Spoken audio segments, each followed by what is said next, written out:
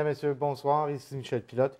Bienvenue à l'émission Parole à l'élu. Cette semaine, une rencontre avec le président de la commission scolaire au Cœur des Vallées, mais dans un premier temps, le conseiller de Buckingham, Maxime Pedneau-Jobin.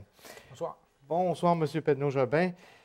C'est bien sûr qu'au début de l'émission, j'aimerais qu'on parle de Buckingham en fête. On en parle depuis quand même un bon bout de temps. On attend toujours de semaine en semaine. On nous dit qu'on devrait avoir une réponse la semaine prochaine. Qu'est-ce qui se passe actuellement? Il y a eu des rencontres. Il y a eu d'abord une discussion avec l'Estacade qui malheureusement n'a pas porté fruit. Là, il y a eu d'autres discussions avec d'autres diffuseurs privés, en fait des partenaires privés. Jeudi dernier, il y a eu une rencontre avec Fête et Festival parce que du point de vue de la Ville, l'enjeu, c'est est-ce qu'on décaisse? Est-ce qu'on donne le 55 000 qu'on donne chaque année? Puis 85 000 ou 55 000? C'est 55 plus 30 en service. Oui. Donc, au total, c'est 85 000. Mais l'enjeu, c'est le chèque. C'est vraiment le montant comptant. Et là, ce que nous, on dit, c'est qu'on va décaisser seulement si on a un certain nombre de garanties. Et là, il y a des semaines qui passent, donc ça prend du temps avant de clarifier ça.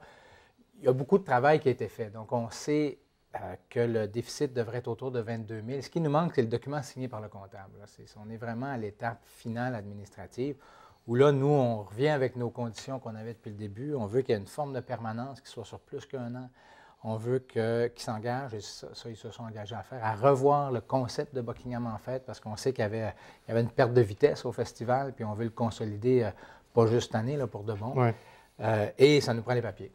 On sait, la semaine dernière, on annonçait que la permanence était pour être assurée par la firme privée C'est Chaud, qui a pignon sur rue. Oui, bien sûr, à Gatineau, mais quand même dans le secteur Hall. Vous nous avez dit tantôt qu'il y avait eu des discussions avec le Carrefour culturel Estacade.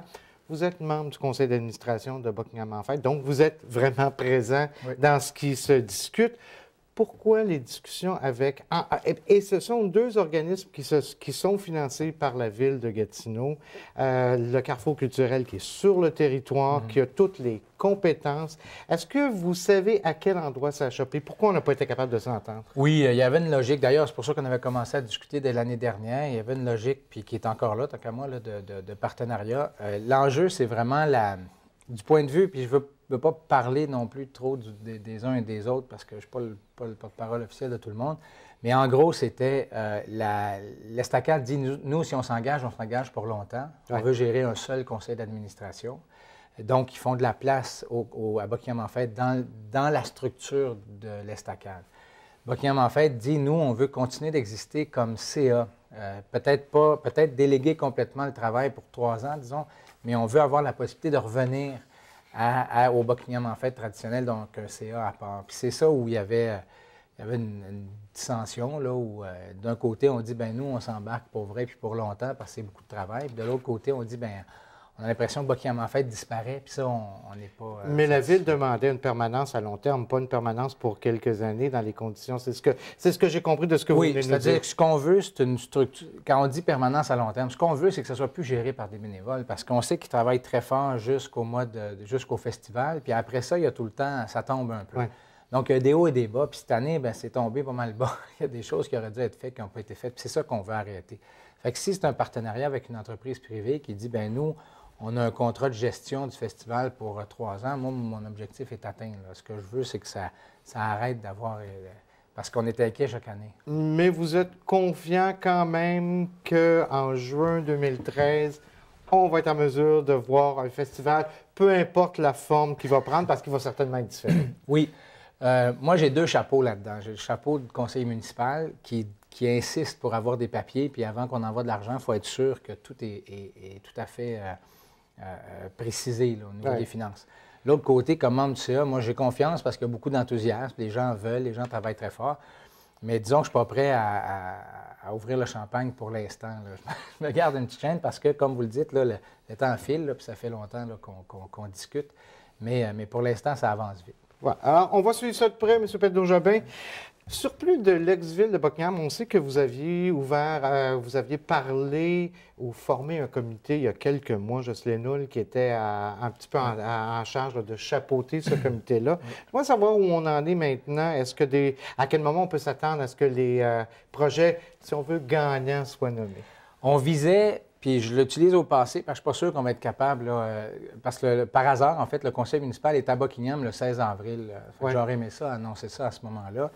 Le processus, c'est que le comité fait son travail. Le comité va me déposer des recommandations pour chacun des projets parce qu'on s'aperçoit que c'est plus compliqué qu'on pensait. Donc, Mme Houle me disait, bien, pour chacun des projets, on va faire des commentaires parce que dans certains cas, on dit oui, mais il y a telle chose à clarifier ou... parce que ce n'est pas le comité qui va amener tous les projets à terme. C'est vraiment de dire, bien, réserver de l'argent pour ça. Nous, on pense que ça ferait consensus dans la communauté. Donc, moi, j'attends une réponse en fait, dans les 2 prochaines semaines, là, un dépôt d'une liste de propositions. Et après ça, moi, je fais cheminer ça à la ville pour que ça soit porté au conseil. Moi, mon idéal, c'est que j'ai rien à dire. C'est-à-dire que je le prends tel quel, puis je le transmets au conseil. Mais je ne sais pas encore c'est quoi le fruit du travail. Avez-vous déjà été en contact avec Mme Houle pour savoir combien sensiblement de dossiers Oui, on a eu, tu sais, des fois, il y en a un qui est arrivé en retard. J'ai dit, bon, il est-tu trop tard? Il vient de m'envoyer ça. Donc, j'ai eu des discussions sur la mécanique avec Mme Houle. Elle m'a dit que ça allait bien, qu'il y avait un certain nombre de projets vraiment intéressants. D'autres qui ont été mis de côté pour des raisons de critères là, qui sont déterminés. Mais elle me disait qu'au moment où on se parle, il y avait quand même un consensus au comité là, sur ce qui devrait aller de l'avant. Fait que ça allait bien, disons, avant que Mme Houle parte en vacances. On sait, conseil municipal ce soir, le prochain qui va avoir lieu à Buckingham. Mais j'aimerais qu'on parle quand même du centre de service de Masson, parce qu'on sait que depuis quelques mois maintenant, tous les employés sont rendus ici à Buckingham à cause de l'amiante. Est-ce qu'on a, de l'amiante dans le plafond du sol, est-ce qu'on a une idée du moment auquel on pourrait peut-être s'attendre à ce que les employés retournent chez eux? Non, on ne le sait pas encore. On est encore en train de finaliser le plan d'action pour réparer l'édifice. Mais ce qu'on sait, c'est que ça presse parce qu'il y a les employés, mais qui ont trouvé une façon de travailler ici, puis ça va assez bien. Mais c'est surtout les activités de la communauté qui avaient lieu au centre de service de Masson-Angers.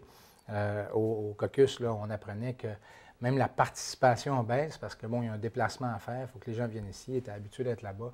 Donc, il y a vraiment une... Urgence, c'est peut-être un mot un peu fort, mais disons que ça commence à presser pour qu'on retourne dans le centre de service de Masson. Mais j'ai malheureusement pas de date à donner.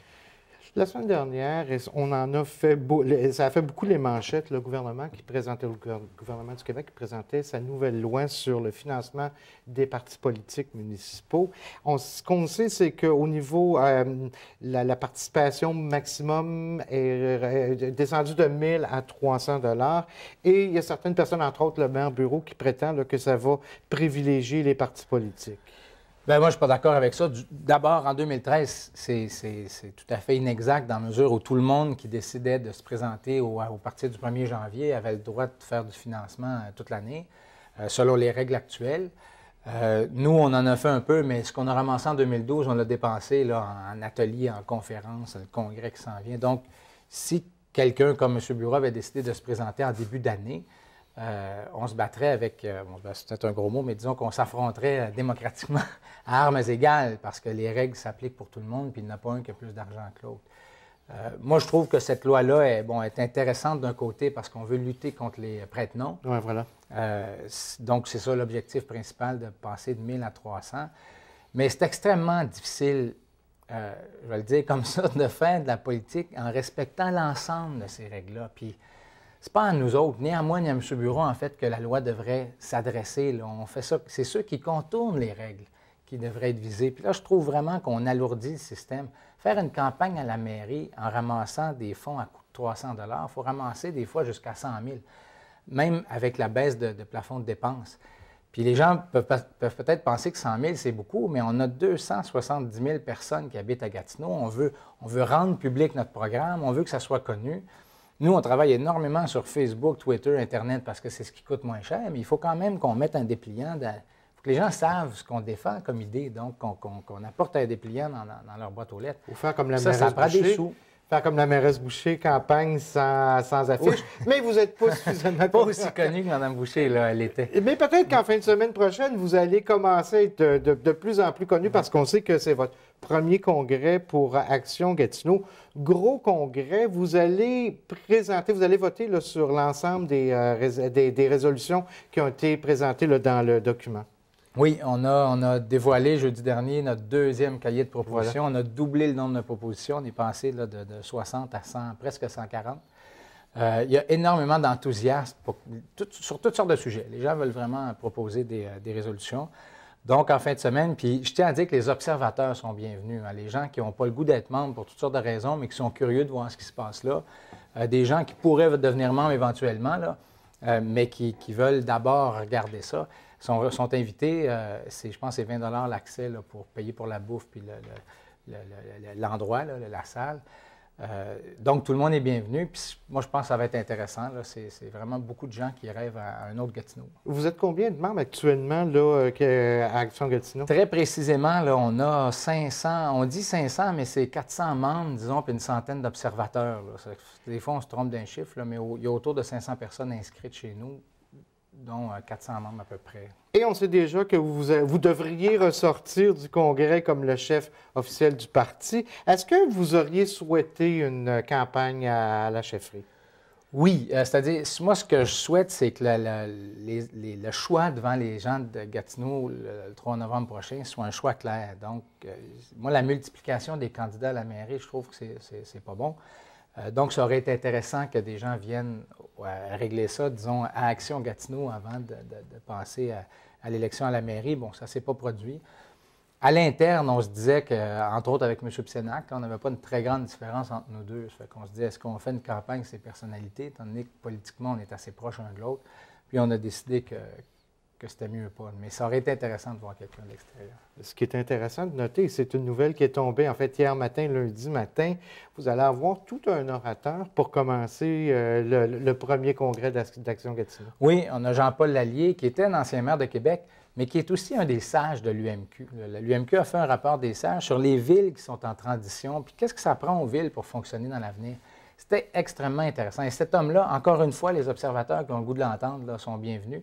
Pas besoin d'être membre. Mais c'est un homme qui est extrêmement intéressant. C'est une des personnes qui connaît le mieux le monde municipal d'aujourd'hui.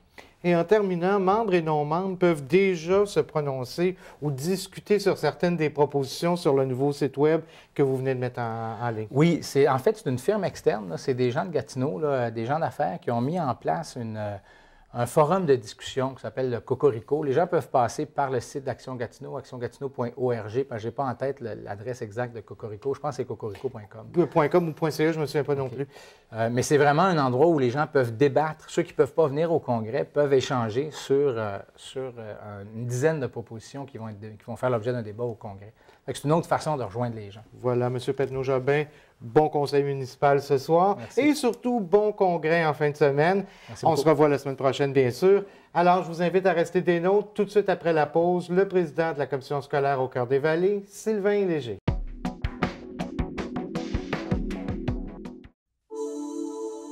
Le séminaire des amputés de guerre, on est une grande famille, on a toute hâte de se voir.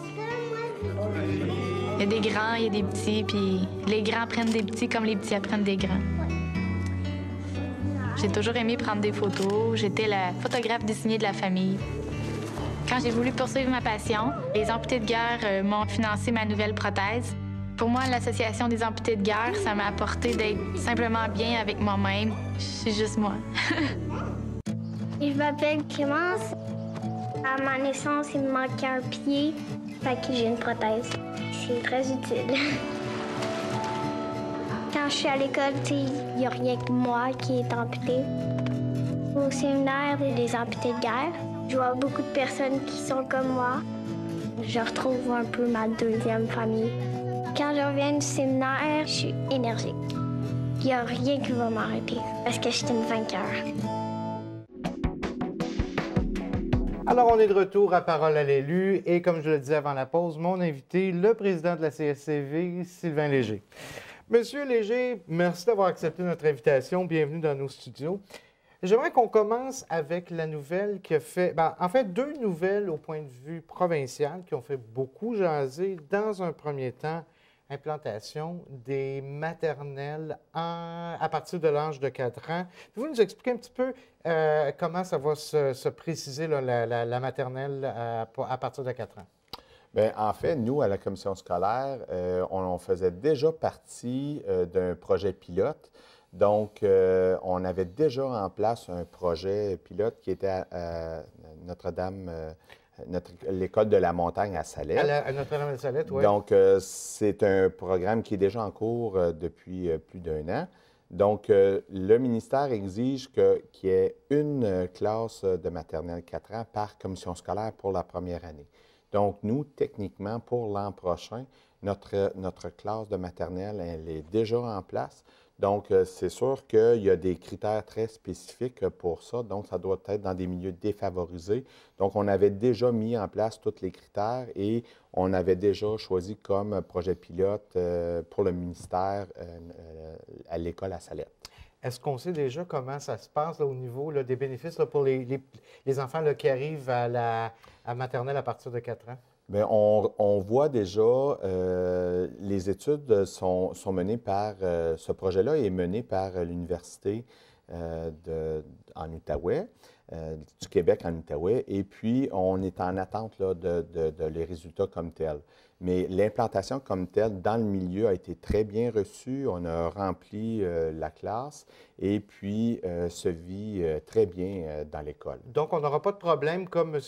Blondin disait, du côté de la commission scolaire des portages de l'Outaouais, où on veut bien l'accueillir, mais on n'a pas suffisamment de... Oui, puis il faut toujours pas oublier que les critères, ça doit être dans des milieux défavorisés. Donc, beaucoup de nos écoles, pour nous, exemple, dans la petite nation, il y a présentement, on vit déjà un problème de décroissance. Donc, ces écoles-là pourraient accueillir, si jamais le ministère décidait d'étendre cette pratique-là.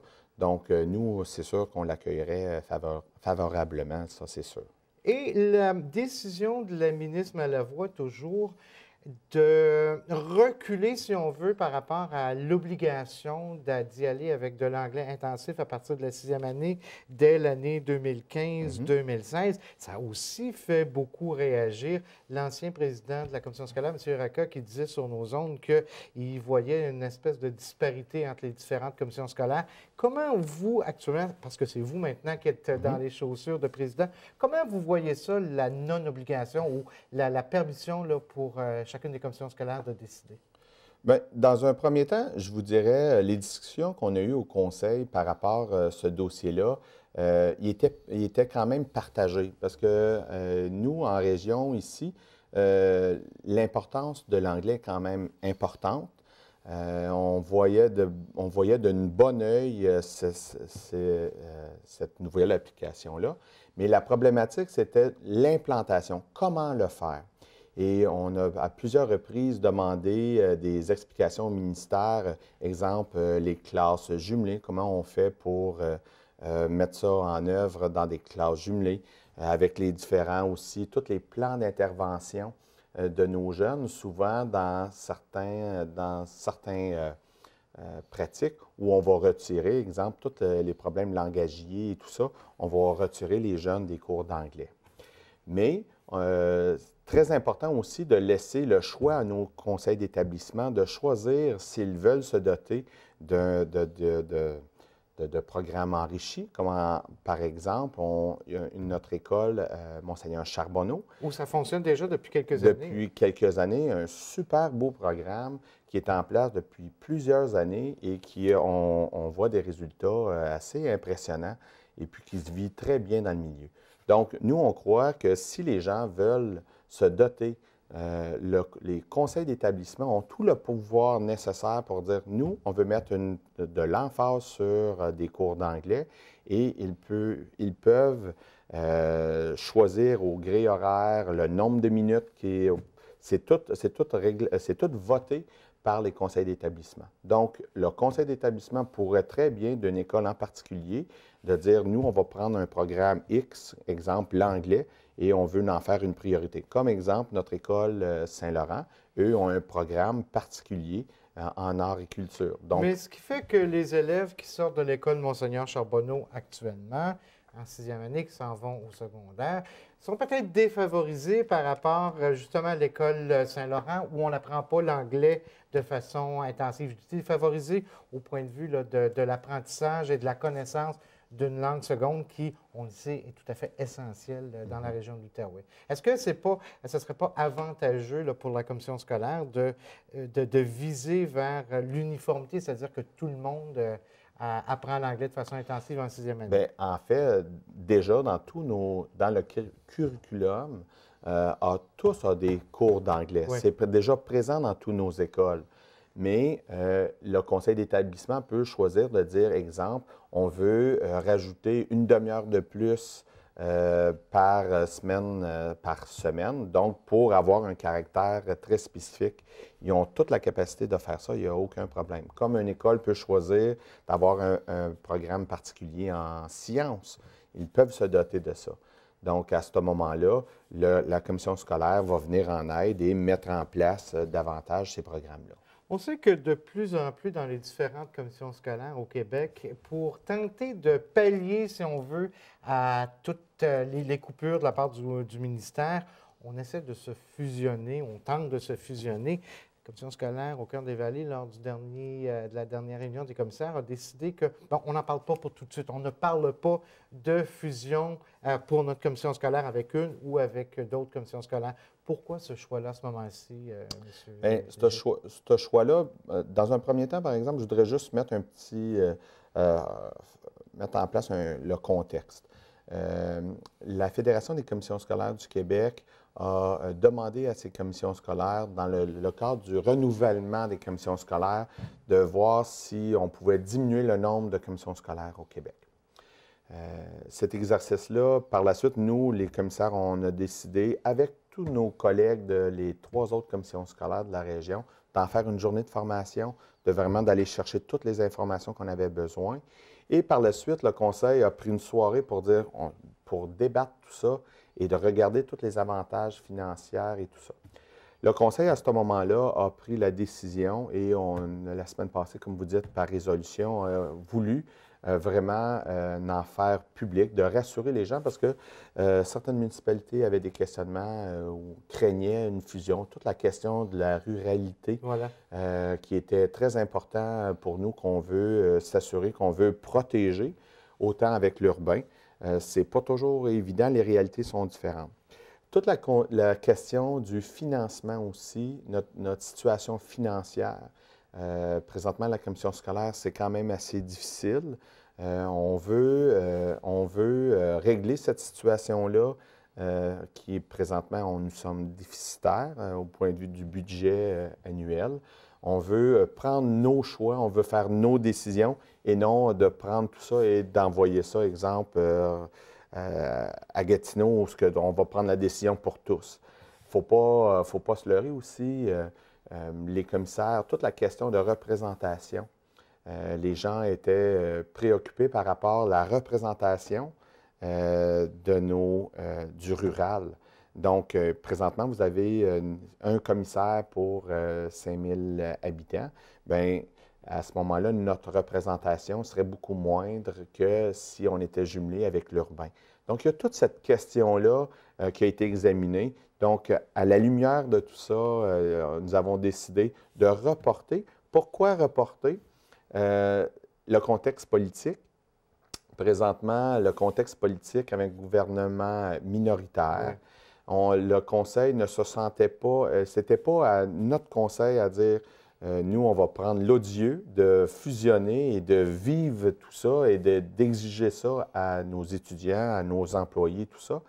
On a dit, attendons, voir le contexte politique, il va se rétablir comment. Et à partir de là, c'est pour ça que vous avez eu la résolution qui a été présentée. Est-ce que c'est la même résolution que, savez-vous si les autres commissions scolaires autour, donc particulièrement la commission scolaire au cœur des draveurs, pardon, est-ce qu'on a pris la même décision? Est-ce qu'on s'en va vers ça aussi, d'attendre un peu pour prendre... je ne pourrais pas vous parler des draveurs, mais pour avoir parlé avec la présidente des Hauts-Bois, Mme No, et eux aussi, par résolution, ont informé la population qu'ils ne désiraient pas se fusionner avec la commission scolaire des portages. Nos collègues des draveurs, lorsqu'on a eu des discussions avec eux, étaient ouverts à une discussion par rapport à une fusion. Nous, comme commission scolaire, avons pris la décision de ne pas poursuivre ces échanges-là. Même, j'irais un petit peu plus loin, de dire à tous nos fonctionnaires de ne pas travailler là-dessus, de vraiment se concentrer sur l'essentiel chez nous dans notre commission scolaire. En terminant, on sait qu'actuellement, la commission scolaire a 17 commissaires scolaires. La loi prévoit une diminution. Donc, Oui. Prochaines élections, le 2 novembre 2014, je pense, ça va être 9, selon ce que la loi prévoit. Mais vous pouvez demander entre 1 et 5 commissaires supplémentaires. Dernier conseil, vous avez voté pour demander à la ministre de rajouter un conseil, c'est-à-dire un commissaire, même si c'est un vote serré parce que presque la moitié des commissaires auraient souhaité en avoir 2. Pourquoi vous pensez qu'un commissaire supplémentaire, ça peut faire une différence là, pour les prochaines années? Bien, en fait, au début, lorsqu'on a fait tous les calculs, c'était vraiment pour garder, de l'amener à 10.